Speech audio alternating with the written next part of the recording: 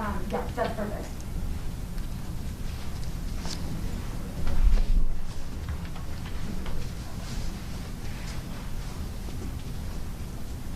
Do we have everyone? Well, thank you all for coming here today, and for those of you who are watching online, better days are coming. As we heard from President Biden last week, by the 4th of July, it is possible that we may have enough people vaccinated in this country that we can get together in small groups and a family and friends and be able to feel somewhat a little bit more back to normal. But in the meantime, we're still battling COVID-19, and that's why we're here today.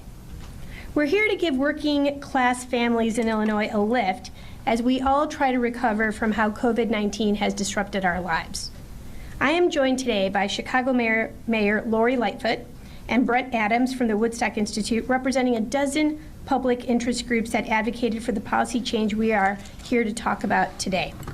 We are also graced with the presence of Rose Grelier, who's the parent leader of COFI. And today I'm announcing that the Illinois Office of Comptroller will not be deducting any fines or fees from the tax returns of Illinois' working poor this year. In other words, low and moderate income taxpayers in Illinois who qualify for the state earned income tax credit will receive their entire tax refund this year.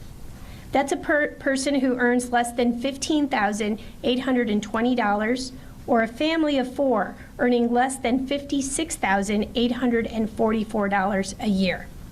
During an ordinary year, about 41,000 working families in Illinois see an average of $363 taken out of their tax returns for fees such as parking tickets. This adds up to more than $15 million in direct relief. Now, these families still owe that money. My office does not have the authority to erase this debt, and we encourage everyone to pay their tickets. But this has been a rough year for everyone, especially the working poor. Many of them lost their jobs or faced high medical expenses. Many are counting on their state income tax refund to pay bills or put food on the table. While federal relief is on the way, we want to help as many people here at the state level as well. That's why we're suspending garnishments for those eligible for the state earned income tax credit this tax year. You'll hear shortly from the advocates for working families who asked us and the City of Chicago to look into this, and from Mayor Lightfoot, who's joining with us in support of this policy today. I'd like to give you some background on our office's local debt recovery program. Many years ago, our office was empowered by the General Assembly to deduct missed child support payments from state income tax refunds. Just to clarify, child support garnishments are not affected by today's announcement. They will continue to be withheld and passed on to the custodial parent. About 10 years ago, the General Assembly expanded the program and allowed cities like Chicago to contract with the Illinois Comptroller's Office to collect unpaid fines, such as parking and traffic tickets, from state payments like income tax refunds or lottery winnings. Having said that, over a year ago, I announced that we would no longer withhold unpaid red light camera tickets from taxpayers' income tax refunds. That decision was made because of corruption uncovered in the red light camera industry, resulting in indictments, as well as reports showing connected government officials getting a cut of those fines, and the fact that these fines disproportionately impacted poor families. Furthermore, more than 90% of red light camera tickets in many jurisdictions are not for running through red lights, but rather for failing to make a full 3-second textbook stop during a legal right turn on red. As in this example, the public interest groups argued persuasively that COVID-19 has been a serious hardship on working poor families that are disproportionately impacted by these fines and fees. Although families qualifying for the state-earned income tax credit represent only about 15% of all state filers, they account for 36% of the money withheld from income tax refunds. So yes, fines and fees do hit them disproportionately. Our action today will put $15 million back into the pockets of these working families. Families, now especially I would say now during a pandemic, count on these income tax refunds to pay for more critical bills, such as rent, groceries, and medications. I want to emphasize that this relief benefits only working families. This policy does not have an effect on those who are not paying state taxes. Let me tell you a couple other things this policy does not do. It does not eliminate fines, but rather defers collections to help people struggling through this pandemic. This is not an amnesty. The Comptroller's Office does not have the authority to forgive debt. People still have an obligation, a legal obligation, to pay traffic and parking tickets and other fines. Cities can hire private collectors to collect these unpaid obligations, so our office encourages people to pay those fines. This change is not permanent. It affects tax refunds for this tax season 2020. We may extend this policy change at our discretion, and we will make a determination based on how quickly our state returns to normal. Now, our office does not take this action lightly. The COVID-19 pandemic has also hit cities in Illinois and small towns in our state hard. We recognize cities have a right to collect legitimate debts. We ask the cities and towns to recognize, though, as we have, that giving struggling families at the margins a break has to take priority this year. The relief package President Biden signed Thursday is sending $5.5 billion in financial help to cities around the state. That should blunt the impact of our policy initiative today. We will still collect and send to cities around the state money from the 85% of taxpayers with unpaid fines and fees that earn income above the threshold to qualify for the Earned Income Tax Credit.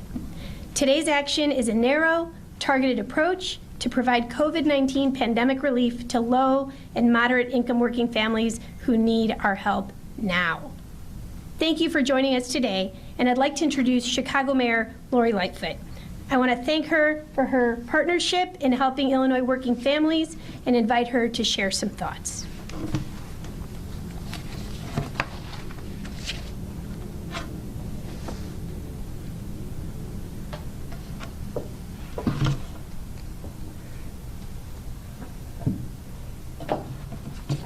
Hi, good afternoon, everyone, and thank you to my friend, Comptroller Mendoza, who's always been a champion for working families in our state.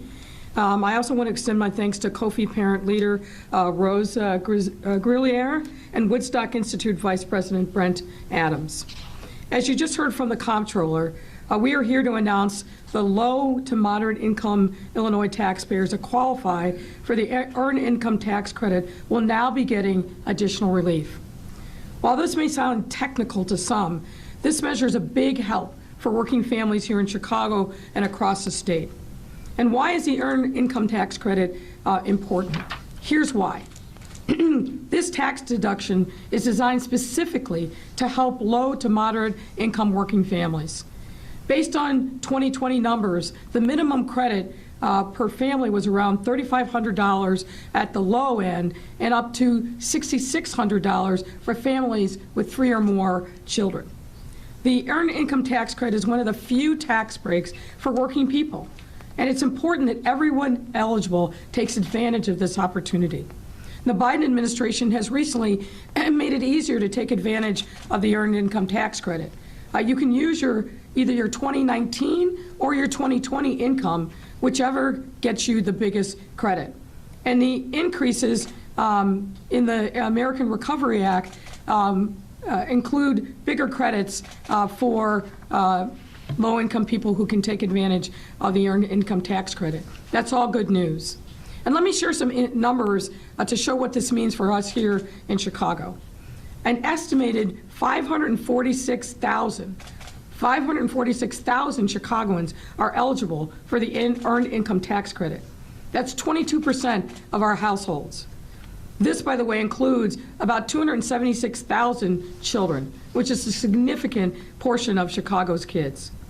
However, only about a fifth of the Chicagoans eligible, however, about a fifth of the Chicagoans eligible don't take advantage of this Earned Income Tax Credit.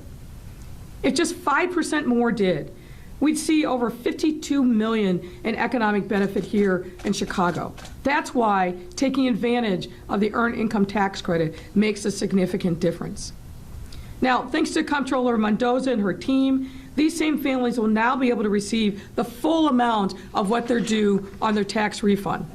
And that's got to be welcome news for anyone, no matter how much you make. But for our families that are eligible, this is significant. And it goes double for after the year that we've had.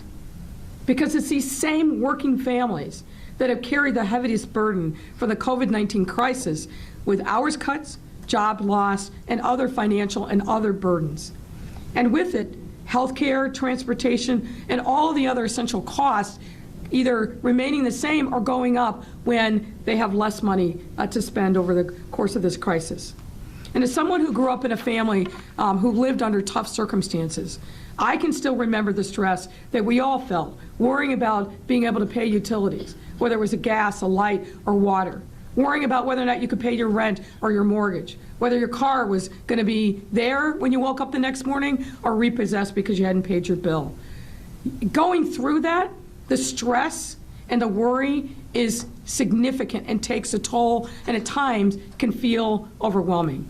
That's why, with Comptroller Mendoza's leadership, I'm happy to join in this initiative. This is just another way in which we are trying to ease the financial burden on working families in our city. And we've shown that leadership through things like raising the minimum wage, which July 1st of this year will go up to $15 an hour, enacting a fair work week scheduling ordinance, reforming our fines and fees policies, and some of the things that the comptroller has talked about. We shouldn't be sending people to bankruptcy simply because they owe fines and fees, particularly on non-moving violations. And we have spent significant time uplifting the stories and the rights of home care workers, many of whom are women of color. That's why this and other reasons makes me proud to stand with Comptroller Mendoza to announce this new measure. We have to support our families, we have to support our children, and by doing so, we support our entire city. Now, though we still have a long way to go before we are at the end of COVID-19, the light at the end of the tunnel absolutely is growing brighter and closer every single day. And in addition to today's announcement, we are also overjoyed that the President was able to sign the American Rescue Plan last week, delivering over $350 million in direct financial assistance to state and local governments across the country, $1,400 in direct payments to 85% of American households, direct payments to families with children that could cut child poverty in half, and billions across other COVID-19 testing and tracing, restaurants, small businesses, offering job security, and K-12 school reopening support. This is not the only relief desperately needed by Chicagoans' families, but it's fuel that will charge us into the historic recovery that we must embrace and take advantage of. Our job now as leaders is to do everything in our power to ensure that that recovery is equitable, inclusive, and make sure that we are lifting everyone in every neighborhood regardless of their circumstances. Any recovery that sees one part of our city succeed while the other struggles is no recovery at all. And when we think about this recovery, how we use the stimulus dollars in the smartest possible way must be guided by our values. The values must include understanding the way in which our people have truly been impacted over the course of this very long, hard year, focusing on supporting those in particular who have been left out of stimulus and other supports, learning the lessons from the past. And let me emphasize this: we must not make the similar mistakes that happened after the 2008 and 2009 recession with the monies that came from the federal government. We have to be smarter and learn those lessons. And using the funds to kickstart the creation of jobs and small business opportunities in our neighborhoods. And we have to do all of these things in the smartest, most fiscally responsible way possible. If we squander these resources on short-term projects that don't build a solid economic foundation for the future, we will repeat the painful lessons of the past. We must view this as an opportunity to right past wrongs with whether they are societal or fiscal. Again, I want to thank Comptroller Mendoza and her whole team for their incredibly great work and their partnership in this effort. And with that, it's my pleasure to welcome Kofi Parent Leader Rose Grillier to the podium to share her thoughts and what the impact of this is going to be on the people that she represents and people in herself. Thank you. Do you want me to move it?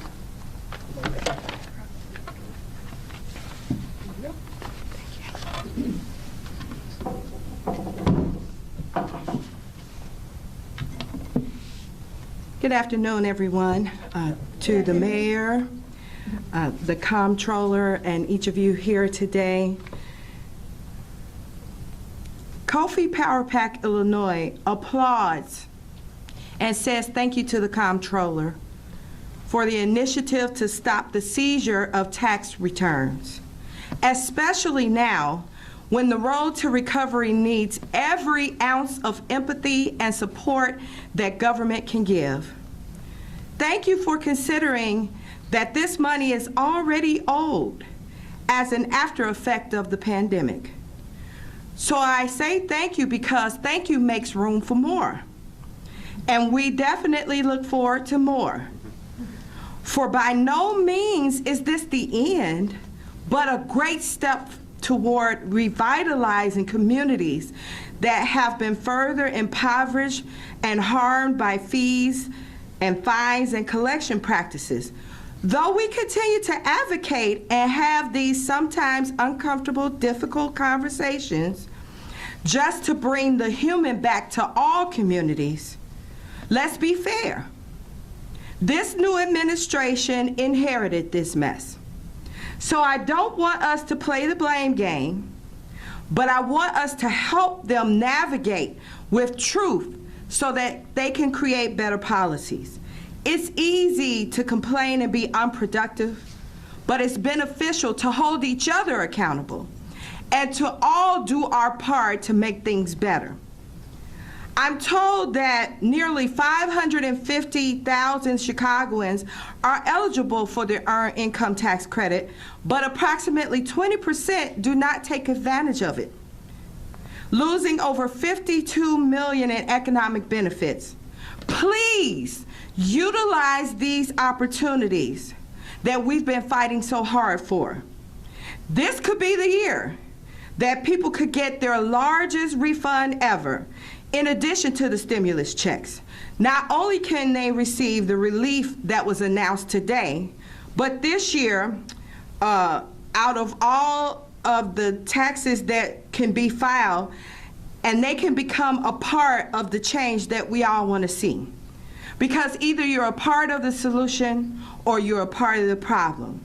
Thank you, Comptroller and Mayor, for your efforts. Let's continue to do the things that make all of Chicago great. Thank you.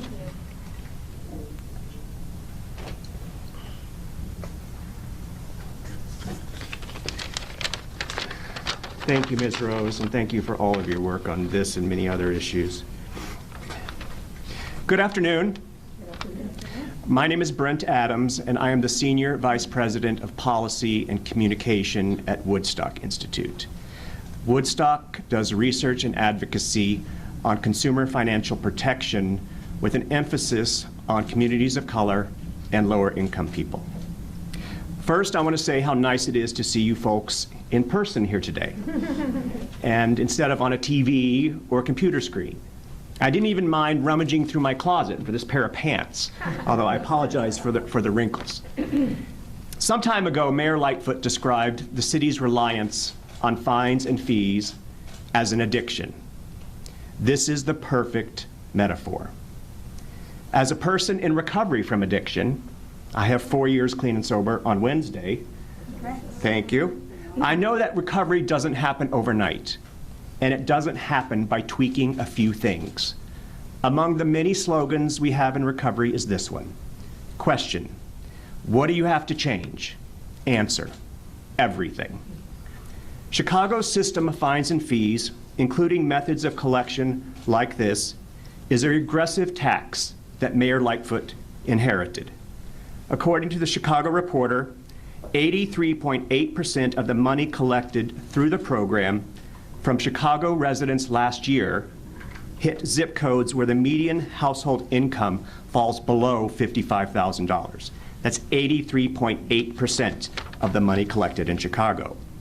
Protecting the tax refunds of folks who receive the Earned Income Tax Credit is an important step in the right direction. For low-income folks, their tax refund is perhaps the only opportunity in the year to make a concrete improvement in their financial situation. The EITC can enable someone to pay off a high-interest predatory loan, for example, saving them thousands of dollars in fees and interest and substantially multiplying the impact of the EITC. In our economy, wealth creates wealth, and it is very expensive to be poor. High interest rates, overdraft fees, late fees, these are all penalties for being poor. Key to combating structural inequity is to put more money in the pockets of lower income folks who are disproportionately people of color. Protecting the tax refunds of lower income families gives them a chance to build a better life for themselves and their community. Comptroller Mendoza, Mayor Lightfoot, thank you for this step forward towards budgetary sobriety. Please lean on us and consider us a resource as we continue this important work. Thank you. Thank you, Lance.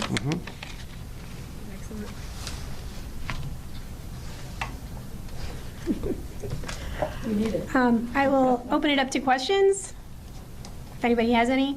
Yeah, I'm good. This is about, giving the relief. Why not make it permanent? Because many feel that it's an overreach of government to take out fees and fines from their tax returns anyway. And is there any way the $1.8 billion in COVID relief could pay for the $15 million just this year during these economic hard times? It's a great question. My office does not have the legal authority to forgive debt, so the best we could do is to defer it. It'll be up to the mayors to decide. Remember, this is a statewide program. I mean, the mayor is here in support of this initiative, which I'm very thankful since they're the largest chunk of that. But that'll be up to the municipalities to decide. And when do they have to pay this back by?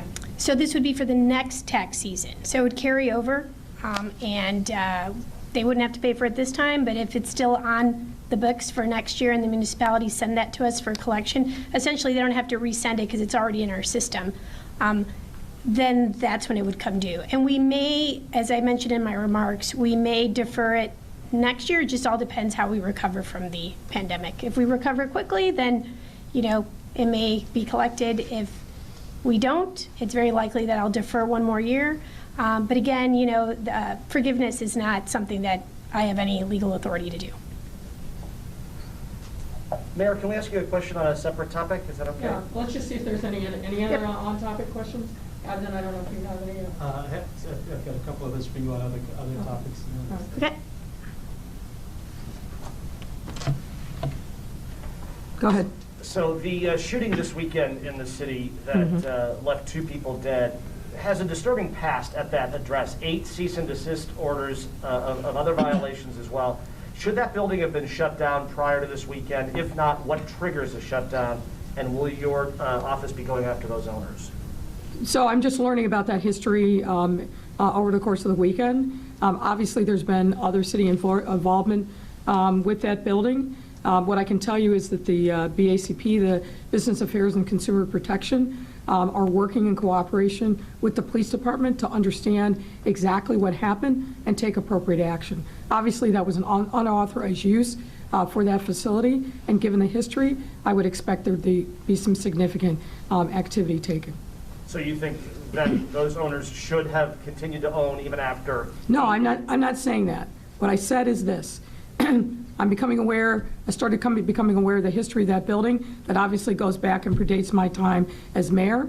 My direction to BACP and to the police department is thoroughly investigate what happened. We'll have a better understanding of what the history is and take appropriate action. If they have violated prior admonitions about uses in that building, then we're going to take stern action against them. Mayor, we've had the second police officer shot in the last 24 hours. This one, an off-duty officer, I believe, on 89th Street. What do you, what would you like to say to those 2 officers and their family members? And are you with them on their jobs, knowing how dangerous this is every day when they... Of course, I'm with the police. They have a very, very difficult job. They're one of the few city employees that actually run towards danger, and we can never underestimate the difficulties of the stresses that they face every single day. They're providing assistance to our residents in our city at a time of their greatest need, and they're, as a consequence, seeing incredible trauma and stress. I'm on my way to the hospital after this press conference. I've been in contact with the superintendent, who's been updating me on the officer's condition.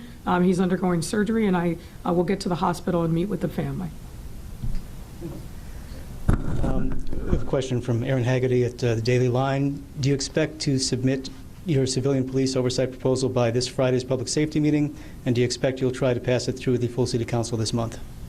So we are in conversation with a range of different stakeholders about civilian oversight. As I've said before, this will be one of the most significant changes in local policing, maybe in the history of the city. This is not something that we can take lightly, and no one involved does, least of all me. I will remind you that as the head of the Police Accountability Task Force, it was our task force that specifically called for civilian oversight of the police department, and we are working to make sure that we have a form of oversight that balances a range of different interests that are involved. So we'll make sure that we get this right and continue our conversations with the relevant stakeholders. Yes, 2 more questions. One, it's a sports question. IHSA and the Illinois Department of Public Health have agreed to allow 20% capacity of football games and soccer games that are outdoors, but CPS is not allowing that. No fans, no parents, no scouts for recruiting. Do you think we can exercise some common sense here, and could you help parents and scouts get into the games? Are you still considering it? CPS is working through these issues. Obviously, we're just in the process of getting our kids back in school, so we'll be working to see what we can do to comply with the guidance that's now been given to us by IHSA. Okay, last question to both of you. Have you watched City So Real, and were you guys portrayed accurately? It's a 5-part series on Hulu, obviously, you know about it. Yes, I have watched it, and I'll leave it to the viewers to determine whether or not I was portrayed accurately. What about you?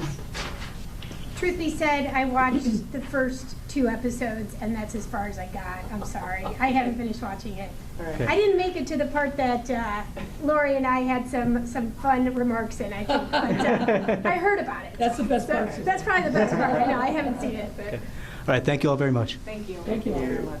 Thank you, Mayor. Yeah, thank you. See you. You know, you said some really wonderful.